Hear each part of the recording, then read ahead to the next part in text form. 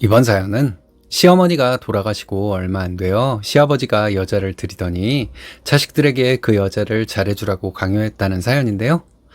자식들 모두 시원하게 입장 정리 잘하셨네요. 함께 보시겠습니다. 사연 시작 전에 좋아요, 구독 부탁드리겠습니다. 채널에 큰 힘이 됩니다. 안녕하세요. 저는 결혼한 지 13년 차에 접어든 40대 초반의 여성이고요. 아들 하나, 딸 하나를 키우며 남편과 함께 맞벌이 부부로 살아가고 있습니다. 남편은 3남매 중 첫째로 자기 주장이 강하고 성격도 다소 센 편이지만 내면은 참 따뜻한 사람이에요. 무엇보다 책임감이 워낙 강해서 지금까지 살아오면서 경제적으로 저를 힘들게 한다든지 속을 썩이는 일은 단 한 번도 없었죠. 저를 아껴주고 가정을 지켜주려는 남편의 마음에 항상 고마움을 느끼며 살고 있습니다. 남편에게는 여동생이 둘 있는데요.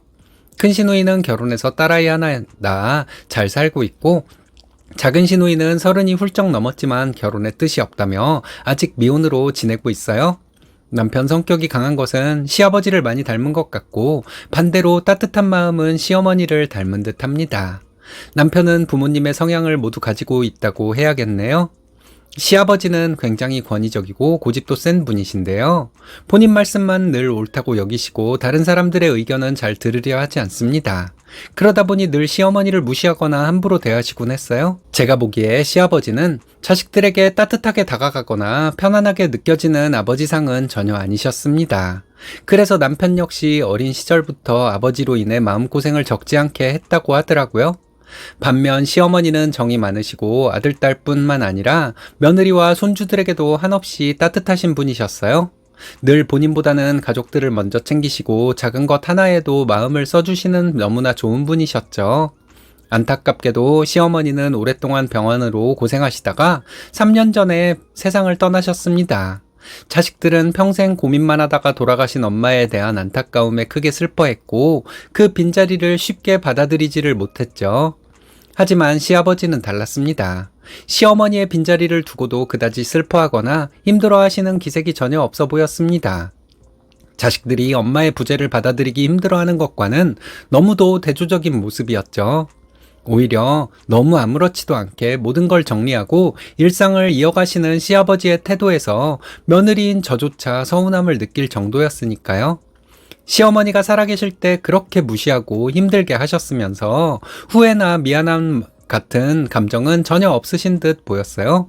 결국 시아버지의 그런 모습들을 보면서 자식들의 마음을 점점 더 멀어지게 되었죠. 자식들에게 존경받아야 할 아버지가 실망스러운 존재가 되어가고 있었던 겁니다. 그러던 중 최근에 시아버지의 어이없는 행동이 결정적인 계기가 되어 남편과 시누이들은 더 이상 시댁의 발걸음을 하지 않겠다고 선언하고 말았습니다. 물론 자식으로서 부모에게 등을 돌린다는 것은 크나큰 불효로 여겨질 수도 있는 일이죠. 하지만 남편과 시누이들이 어떤 마음으로 그런 결심을 하게 되었는지 제가 누구보다 잘 알기에 저 또한 그 선택을 반대할 수가 없었습니다. 그동안 쌓여왔던 서운함과 상처를 생각하면 오히려 많이 참아왔다는 생각이 들 정도였죠. 저희가 시아버지를 다시는 뵙지 않겠다고 마음먹기까지의 사연을 하소연하듯 적어보려고 합니다. 제가 결혼을 하고 처음 느낀 시댁 분위기는 전형적인 가부장적 집안이었어요. 남편 말에 따르면 어릴 때부터 집안의 모든 재산과 살림살이의 주도권은 항상 아버지 손에 쥐어져 있었대요. 시아버지는 시조부모님이 남긴 땅도 가지고 있었고 돈이 없는 분이 아니셨다고 하더라고요. 하지만 본인을 위해서는 아낌없이 돈을 쓰시면서 시어머니에게는 생활비조차 제대로 주시지 않으셔서 시어머니는 늘 빠듯한 살림을 꾸려가시느라 마음고생을 많이 하셨다고 했습니다. 젊은 시절 시아버지는 사업하는 동창 친구를 따라 다른 지역으로 나가 일을 하며 집을 자주 비우셨나 봐요. 그렇다고 해서 돈을 넉넉하게 보내주시는 것도 아니었기에 시어머니는 살림을 유지하기 위해 농사일도 하면서 남의 집 밭일까지 다니시느라 힘겹게 살아오셨다고 들었어요. 부모님의 공백 속에 어린 자식들은 할머니께 의지할 수밖에 없었고 그 탓에 가정은 늘 안정적이지 못했다고 합니다. 할머니가 계시긴 했지만 연세가 꽤 많으신 편이라 어린 손주들을 세심히 챙겨주시기는 어려웠고 오히려 큰 시누이가 할머니를 보살펴야 할 정도였다고 하더군요. 어린 나이에 어른 역할을 맡아야 했으니 큰 시누이 역시 마음에 짐이 많았을 거라는 생각이 들었어요. 시아버지는 밖으로 나돌다가 가끔씩 집에 들어오셔서 돈을 조금 쥐어주고는 다시 돈을 벌러 간다며 떠나곤 하셨다고 해요. 그런데 한 번은 집에 들어오실 때 어떤 젊은 여자를 데리고 들어온 적도 있었대요. 그 광경을 본 할머님이 크게 노여워하시며 그 여자를 내쫓으셨고 아들을 심하게 꾸짖으셨다고 했어요. 당시에 남편과 큰 시누이는 어린 나이였지만 그 일을 정확히 기억을 하고 있더라고요. 그 당시 혹시나 아버지가 엄마를 내쫓으시고 새엄마를 데리고 와서 살까봐 조마조마했었다고 말하더군요. 평소 고집이 세고 권위적인 시아버지였지만 홀로 늦둥이 외아들을 키워내신 할머니의 말씀 앞에서는 꼼짝 못하고 고분고분 따랐다고 해요. 그 덕분에 할머님이 살아계시는 동안에는 시어머니가 최소한의 보호를 받을 수 있었는데 할머님이 돌아가신 뒤부터 시아버지는 본색을 드러내며 시어머니를 대놓고 무시하며 힘들게 하셨다고 하더군요. 여자 문제로도 여러 번 속을 썩이셨다고 하니 시어머니께서는 남편과의 삶이 늘 상처와 인내의 연속이었을 것 같았습니다. 제가 처음 시댁에 인사를 드리러 갔을 때도 그 분위기를 조금은 느낄 수 있었는데요. 시어머니의 얼굴에는 웃음보다는 근심이 가득했고 왠지 모르게 세월의 고단함이 묻어 있는 것 같아 보였거든요. 하지만 저를 향해 환하게 웃으실 때는 전혀 다른 모습으로 온화함이 느껴지는 얼굴이셨어요. 제일 안타까웠던 것은 시어머니가 집안 살림을 꾸려가시는 주체였음에도 불구하고 매사에 시아버지의 눈치를 보며 생활비를 타서 쓰셔야 했다는 점이었어요. 그뿐만 아니라 그 돈을 어디에 어떻게 썼는지 일일이 설명해야 했다고 하니 평생을 가정에 헌신한 분이 이렇게까지 억압받으며 사셨다는 게 너무 마음이 아팠습니다. 언젠가 시어머니가 제게 하신 말씀이 아직도 잊히지 않아요. 네 시아버지에게 멸시를 하도 당해서 집을 나가고 싶어도 자식 낳은 죄로 지금까지 참고 살았다 라고 하셨는데 그 말씀이 제 마음을 많이 아프게 했죠. 사는 게 힘들어 수없이 도망치고 싶었지만 자식들을 두고 도저히 집을 나설 용기가 나질 않으셨던 거죠. 그렇게 참고 견디며 세월을 보내야 했던 시어머니의 삶을 생각하면 글을 쓰고 있는 지금도 가슴이 아려옵니다. 자식들 앞에서는 물론이고 며느리인 제 앞에서도 시아버지는 화가 나시면 장소를 가리지 않고 시어머니께 막말을 퍼붓곤 하셨어요. 며느리인 제 입장에서도 그 자리가 너무 난감하고 불편했는데 정작 당하고 계시던 시어머니의 심정은 어떠셨을까 생각하면 시아버지가 너무 야속하고 미웠습니다. 한 집안의 아내이자 어머니로서 최소한의 존중조차 받지 못한 채 늘 남편 눈치만 보며 살아야 했던 시어머니였지만 그래도 손주들을 보면서 그나마 웃고 힘을 얻으셨던 것 같아요. 아이들과 함께 있을 때만큼은 환하게 웃으시며 좋아하시는 모습을 볼 수 있었거든요. 자식들이 결혼하고 직장 생활을 시작하면서 용돈을 챙겨드렸는데도 시어머니는 여전히 공공근로나 하루벌이 일을 찾아다니시며 직접 돈을 벌러 다니시더라고요.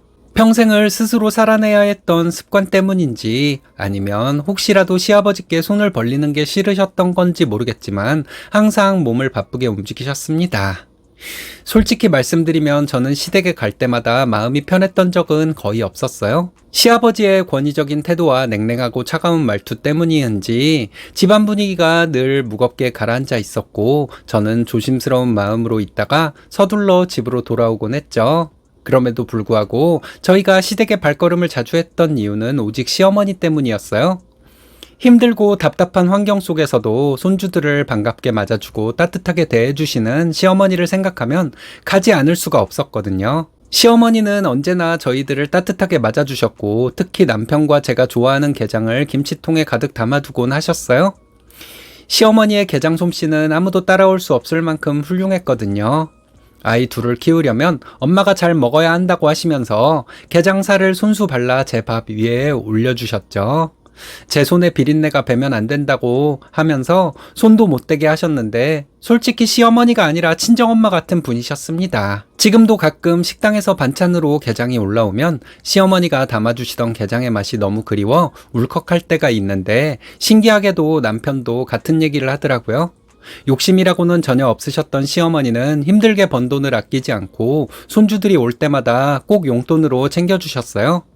늘 본인은 뭐든지 내어주시면서 저희가 뭔가를 챙겨드리려고 하면 나는 괜찮다라는 말을 입에 달고 사셨죠. 시아버지로 인해 불편한 시댁이었지만 시어머니가 손주들을 보고 한 번이라도 더 웃으실 수 있다면 그 정도의 불편함은 참아야 한다고 생각했습니다.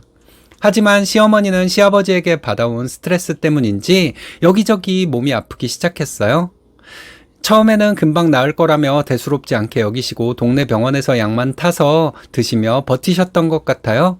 정작 필요한 검진이나 제대로 된 치료는 받지 않으셨던 거죠. 알고 보니 그 이유도 결국 시아버지 눈치 때문이었더라고요. 시아버지는 아픈 시어머니가 늘 불만스러우셨는지 자기 몸 관리를 자기가 제대로 안 해서 그렇다면서 미련하다는 말씀까지 서슴없이 하셨다는데 그런 분에게 뭘 바라겠어요? 남편으로서 위로는커녕 오히려 비난만 하시니 시어머니 입장에서는 속으로 많은 서러움을 삼키셨을 겁니다. 시어머니는 큰 병원에 가면 병원비가 많이 나올까봐 걱정되셔서 그랬는지 아니면 시아버지 눈치를 보시느라 그랬는지 동네 병원들을 전전하시다가 제때 치료를 받지 못하고 결국 병을 키우고 말았습니다. 게다가 시어머니는 원래부터 남들에게 아픈 티를 잘 내지 않는 분이셨기에 자식들조차도 그렇게까지 편찮으신 줄 미처 몰랐고 홀로 참고 숨기느라 더 늦어버린 거예요. 그럼에도 시아버지는 아픈 아내에게 위로의 말 한마디도 없으셨고 큰 병원에 가지 않아 병을 키운 거라며 오히려 화를 내시더군요. 결국 저희 집에서 가까운 대학병원에 입원을 하시게 되었고 큰 수술까지 받으셔야 했죠.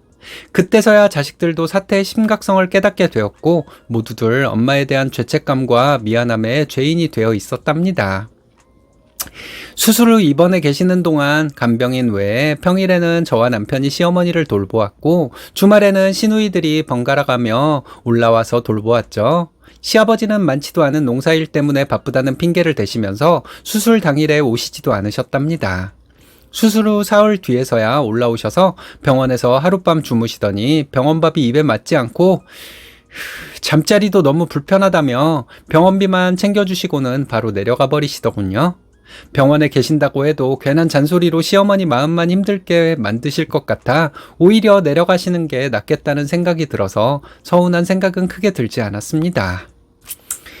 시어머니는 큰 수술을 마치고 퇴원을 한 뒤 저희 집에서 한 달 정도 요양하시다가 시골로 다시 내려가셨어요.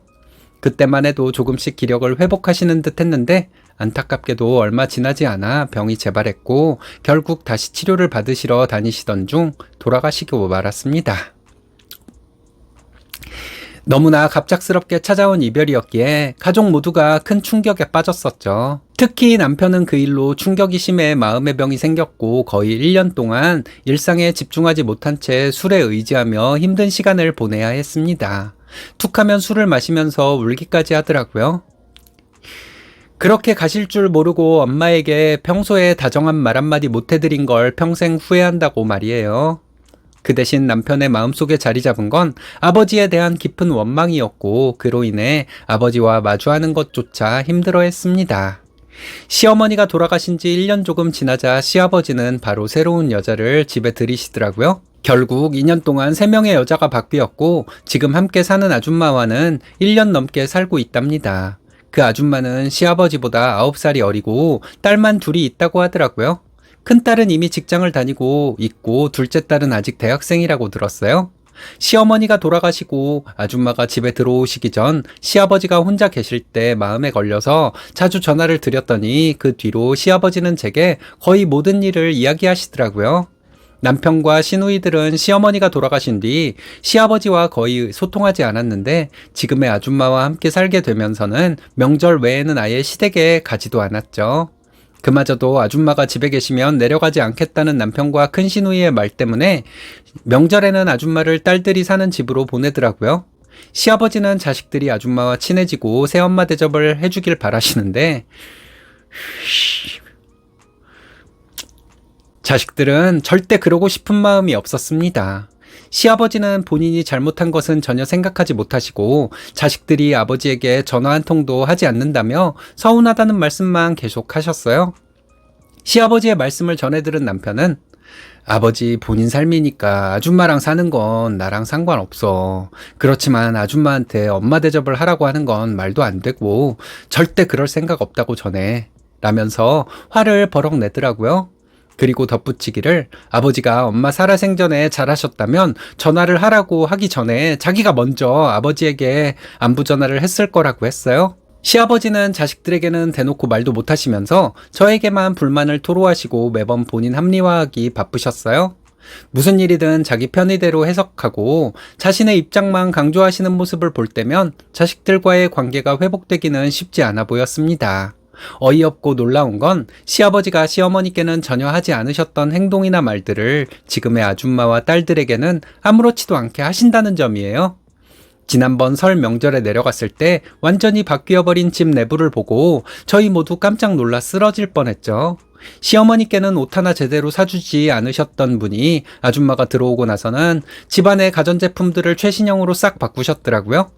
큰 시누이가 고장도 나지 않은 전자제품들을 왜 다 바꿨냐고 물었더니 너무 오래되고 낡아서 샀다고 둘러대시더군요. 안방에 들어가니 새로 산 화장대 위에 놓인 고가의 화장품이 눈에 띄었죠. 화장품을 발견한 작은 시누이가 나도 비싸서 못 쓰는 명품 화장품을 아줌마는 세트로 가지고 있네. 이것도 아빠가 사줬나 보네. 라며 기분 나빠하더라고요. 그 말에 시아버지는 아줌마에게 미안해서 사줬다고 하시더군요.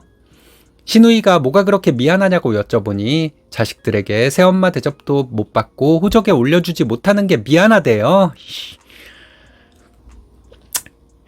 그리고 아줌마가 살림도 잘 살아주고 고마워서 사줬다고 하더군요. 아줌마가 해놓고 간 몇 가지 반찬은 솔직히 시어머니의 음식 솜씨와 비교도 되지 않을 만큼 평범한 맛에 불과했고 제 눈에는 살림도 그다지 깔끔하게 사는 편이 아니었어요.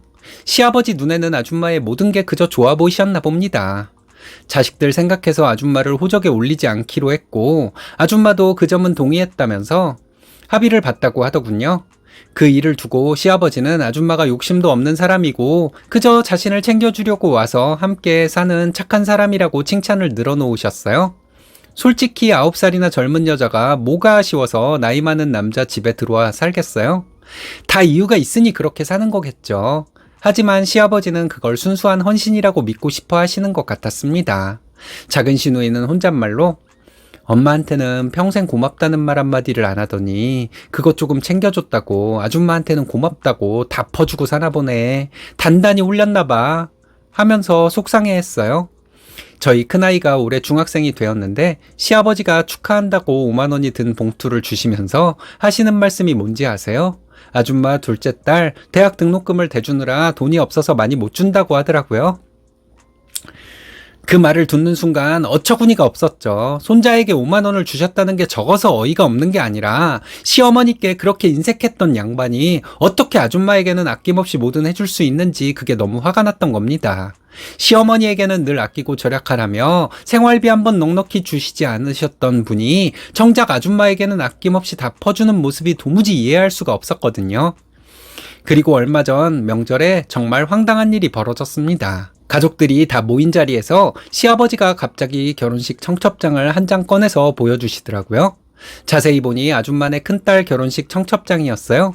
모두들 어리둥절하고 있었는데 남편이 나서서 우리와 아무 관계도 없는 사람인데 왜 이걸 우리한테 보여주세요? 라고 묻더라고요.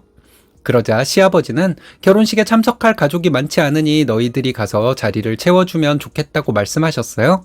남편은 말도 안 되는 소리라며 우리가 왜 그 집 결혼식에 가야 하느냐며 바로 거절을 했습니다. 시누이들 역시 같은 생각이고 마찬가지로 갈 수 없다고 했고요. 그러자 시아버지는 예상치 못한 상황이라 놀라셨는지 난처한 표정을 짓더니 갑자기 책상 서랍에서 봉투 3개를 꺼내오시더라고요. 그러고는 자식들 앞에 하나씩 내밀더군요. 봉투를 열어보니 5만원권으로 현금 50만원씩 들어있었죠. 축의금은 미리 준비해뒀으니까 그 봉투 가지고 몸만 오면 된다는 말씀을 하셨습니다. 아줌마의 전 남편이 일찍 세상을 떠났고 시댁과도 연락을 끊고 지낸 지 오래라 마땅히 혼주석에 앉을 사람이 없다고 해서 그 자리에 시아버지가 앉겠다고 했답니다. 시아버지는 마치 자식들이 돈 때문에 시키는 대로 움직일 거라고 생각하신 것 같은데 말도 안 되는 행동에 오히려 자식들은 폭발하게 만들었죠. 그 말을 들은 남편은 참지 못하고 손에 들고 있던 돈 봉투를 땅바닥에 냅다 던져버렸어요. 아버지, 적당히 좀 하세요. 평생 옆에서 고생한 엄마한테는 돈 한 푼 제대로 안 주고 그렇게 모질게 굴더니 아줌마한테는 뭐든 다 퍼주시네요. 물론 아버지 돈이니까 뭐라 하진 않겠지만 우리한테 이딴 것까지 하라고 강요하지 마세요. 라며 큰 소리를 쳤어요. 그러자 시아버지는 다 지난 일을 왜 또 끄집어내고 난리야? 하며 역정을 내시더군요. 보다 못한 큰 시누이가 나서서 오빠 말 틀린 거 하나도 없어요. 솔직히 아빠가 지금 아줌마한테 하는 반의 반만이라도 엄마한테 했다면 우리도 이렇게까지 아빠랑 등을 지지는 않았을 거예요. 이게 다 자업자득이라고 생각하세요. 라며 그동안 참았던 속내를 털어내더라고요. 그런데도 시아버지는 전혀 물러서지 않으셨어요. 끝끝내 본인이 잘못한 건 하나도 없다고 주장하시면서 오히려 저희를 대신해서 아버지를 보살펴주는 아줌마한테 감사해야 하는 거 아니냐고까지 하시더군요. 그 말에 가족들 모두 더 이상 할 말이 없어서 넋을 잃고 말았습니다. 조용하던 막내 시누이가 나서더군요. 아빠, 아줌마와 딸들이 아무 이유 없이 잘한다고 생각하세요? 아빠가 돈 한 푼 없었어도 그랬을까요? 지금은 잘 모르겠지만 분명히 후회하실 날이 있을 거예요. 이렇게 울먹이며 말하더군요.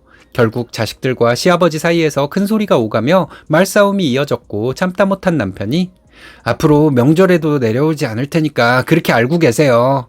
아버지가 그렇게 아끼고 좋아하는 아줌마한테 다 퍼주시고 호강하시며 사세요. 라고 했습니다. 시아버지는 좋다. 오기 싫으면 오지 마라. 나도 아쉬울 거 하나도 없다. 대신 너희들한테 돌아갈 재산은 한 푼도 없으니까 그렇게 알아. 라며 윽박지르시더라고요. 그러자 남편은 상관없어요. 아버지가 언제부터 저희한테 신경 썼다고 그런 말을 하세요. 혹여라도 나중에 돈 잃고 건강 잃으시더라도 절대 저희들 찾지 마세요. 그리고 아줌마와 그 딸년들하고 잘 먹고 오래오래 잘 사세요. 라며 받아치더라고요. 그렇게 서로에게 상처되는 말들만 주고받고 저희는 집으로 올라오게 되었어요. 그런데 그 다음날 아침 시아버지가 남편에게 전화를 하셨습니다. 어제 한 말들은 다 홧김에 한 말이라며 아무리 그래도 아줌마 딸들보다는 친자식이 우선이라고 하시더군요. 그리고는 처음으로 아들에게 미안하다는 말씀을 하셨어요. 하지만 남편은 저한테 그러실 게 아니라 돌아가신 엄마한테 미안하다고 하세요. 그리고 평생 사죄하는 마음으로 사시고요. 아버지는 홧김에 하신 말일지 모르지만 저는 진심이었어요. 다시 말하지만 저한테 앞으로 절대 연락하지 마세요. 하더라고요. 그날 이후로 2달이 되어가는 지금까지 시아버지와는 연락 한번 주고받지 않은 채 지내고 있습니다. 남편은 이제 시아버지와 연을 완전히 끊겠다고 합니다. 단순히 그날 일로 화가 나서 뱉는 말들이 아니라 오랫동안 쌓여온 원망에서 비롯된 생각에서 내린 결단이라는 걸 저는 알아요. 남편의 마음속에는 여전히 엄마에 대한 미안함과 애잔한 그리움이 자리하고 있고 그에 반해 아버지에 대한 감정은 원망으로 굳어져 가고 있으니까요. 엄마에게는 인색하고 차갑기만 했던 아버지가 새로운 사람에게는 아낌없이 돈과 마음을 주는 모습들이 남편의 가슴 속에 평생 씻을 수 없는 배신감과 상처로 남게 된 거죠. 시아버지가 조금만 더 시어머니를 아끼고 보살펴 주었더라면 지금처럼 원망이 커지진 않았을 텐데 하는 아쉬움도 있긴 하네요.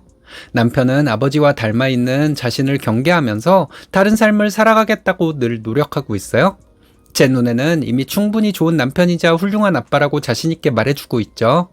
저는 남편이 돌아가신 어머니에 대한 미안함과 아버지에 대한 원망에서 벗어나 마음이 평온하고 안정되기를 바라고 있습니다. 그런 날이 오겠죠? 시어머니는 호구처럼 보여서 시아버지가 막대하셨나 보네요. 그런 인간 옆에 있는 것만으로도 스트레스를 받을 것 같습니다. 아버지라도 안 보고 사는 게 맞는 것 같네요. 옆에 있다는 그 여자가 어느 정도 해먹고 도망치면 그때 또 자식들을 찾을 것 같은데 그때도 매몰차게 하셔야 할 것 같습니다.